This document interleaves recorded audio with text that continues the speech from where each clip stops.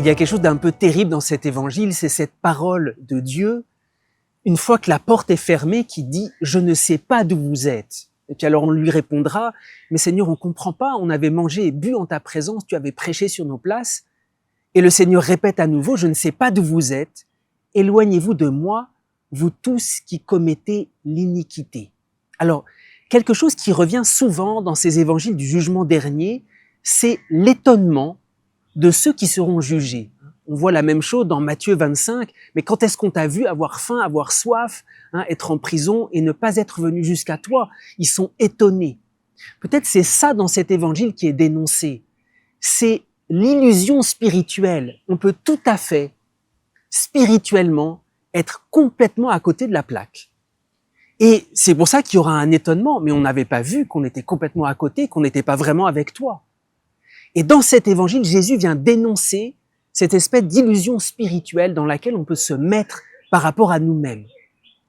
Saint Grégoire le Grand disait ceci: les péchés de la chair, au moins, on voit, ils procurent la honte, et au moins, on voit que ce sont des péchés, que ce soit la colère, que ce soit la gourmandise, que ce soit le rapport à la sexualité.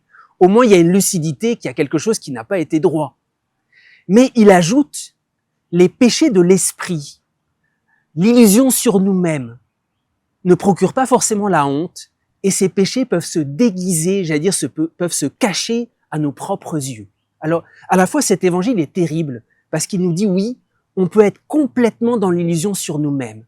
Mais en fait, c'est une bonne nouvelle, parce que le Christ nous annonce, avec cette parole prophétique si dure, je ne sais pas d'où vous êtes, c'est que tant qu'on a un souffle de vie ici-bas, le Seigneur vient nous chercher jusque dans nos illusions. Alors, ce qu'on a à faire, c'est qu'on a à accueillir le Christ en disant « Seigneur, j'accepte d'être dérangé ». Et en fait, c'est une immense bonne nouvelle, parce que le Seigneur vient pas seulement nous guérir de certains péchés de faiblesse, il vient au fond de nous-mêmes, si nous l'accueillons, pour, j'allais dire, transformer notre personne, venir nous éclairer sur les lieux où on n'est absolument pas lucide. La grande œuvre du Christ, j'allais dire, c'est de faire un ménage total et de descendre en nous.